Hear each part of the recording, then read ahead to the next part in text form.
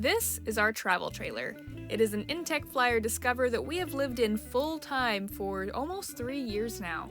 A majority of the last couple years we have spent completely off-grid, and I want to show you some of the things that we've done to the inside and the outside to make it work for us and our lifestyle. So let's go in. As you can tell, the kitchen area is heavily modified. We've moved our stock Dometic stovetop over to accommodate a cubic mini wood stove in the center of the counter. The sink is the same stock sink, and then we've added some other mounts, such as these 3D printed toothbrush holding mounts and this net for our towels and other little bathroom things. And what bathroom/kitchen area would be complete without a mirror? As we pan over to the other side of the kitchen, you can see on the underside of the overhead cabinet we use these 3D printed holders for all of our pot lids. On the side of the cabinet we added some extra heat shielding to protect it from the heat of the 2-burner stove. And behind the 2-burner stove is where we keep all of our spices, measuring cups, garlic press, rolling pins, other little kitchen utensils. A lot of people have said we have too many spices. I'd like to remind you we live in this full time and I love to cook. We typically don't store a lot in the overhead cabinet because it's an awkward shape and also gets a little warm from the wood stove. We do keep like our water bottles, some extra containers, these pots and pans, and just a few other various items that don't really care if they get a little bit on the warm side. We wired in a fan to take advantage of the hot air in the top of the cabinet to push it around the trailer to circulate the air better using the speed controller. This also doubles as a built-in hairdryer, which is super nice for people with long hair like myself. On the left-hand side is our cupboard, where we keep our silverware mounted to the door in these metal baskets. We've also installed a barn door latch to keep it shut during transit. Inside the cupboard is not that exciting. We've installed a couple shelves, and this is where we keep our bowls, plates, Ziploc bags, non-perishables, you name it. I also use these clear plastic bins to keep things organized and accessible on the top 2 shelves where I can't reach very well because I'm short.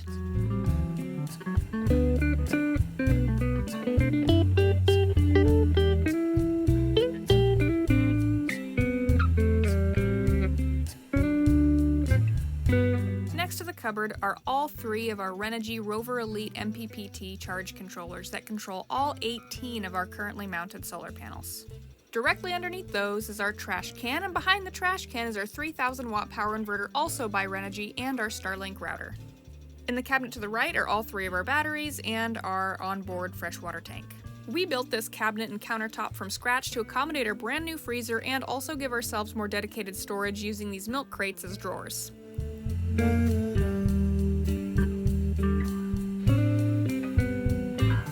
We're Oregonians. Of course we have an espresso machine in our travel trailer that's powered off of solar power. The espresso machine sits on a rack that we made to accommodate both the espresso machine and our Ninja Foodie oven.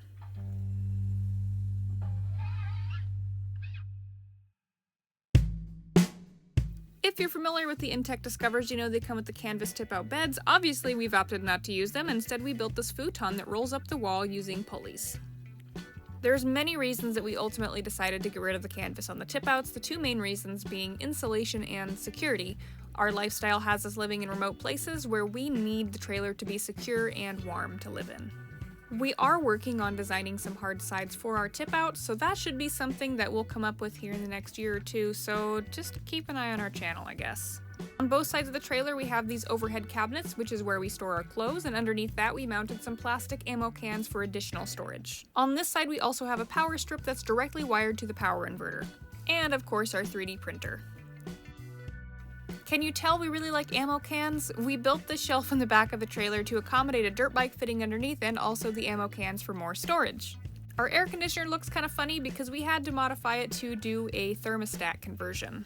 We were living in an RV park in Texas and it saved our lives not having to run the AC 24/7 and just putting the thermostat on during the summer. Coming full circle back to the kitchen is also our bathroom. Our toilet lives on a drawer slide underneath the sink. I do disinfect everything every single day, and the toilet is only for number 1 use. No number 2s allowed. Also living with the toilet is our diesel heater and the guts to our recirculating shower system. That's right, we take showers on 4 gallons of water that's constantly being recirculated through many filters, 20 micron, 5 micron, 1 micron, and an antimicrobial UV filter. It all goes into this little 4-gallon tank that's also bunked up next to the toilet. How nice is that? Everything all wrapped up in one neat package. So our shower is mounted on the tongue of the trailer using this underbody truck box mounted on its side. We use an instant propane water heater to heat up the water, and underneath the truck box is our sump pump that pumps it all right back into that 4-gallon water tank. This is also where our diesel heater exhaust exits, and of course our sink water bucket. Above all that lives the Starlink and our chimney. Now you might be wondering how we fit 18 panels on this 14-foot box trailer, and we didn't. We only have 14 panels on it, and we had to build a custom roof rack to accommodate all of them. While we no longer use the canvas on our tip-outs, we still use them as porches on nice sunny days. You can't really see them, but the remaining 4 panels are on the top of this cargo trailer, which brings me to the next part of the tour, the cargo trailer. This has essentially become our garage. On the door we store all of our Milwaukee tools and batteries. Now keep in mind we haven't fully finished building out our cargo trailer build. We've built a lot of shelving and put up some storage solutions, but it's not quite finished. But this cargo trailer is 100 times better than storing all of our tools, bikes, and gear in a tent. Since we're big into motorcycles, a majority of our cargo trailer is dedicated to our motorcycles and gear.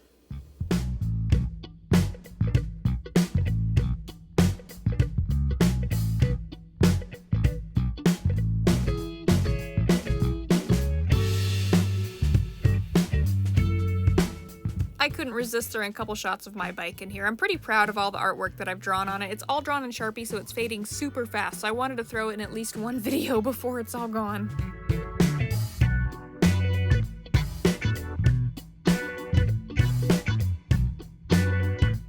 And that concludes our off-grid trailer tour. If you have any questions, comments, or is there something that you want to see more of, let me know in the comments below. Hit that like button and subscribe.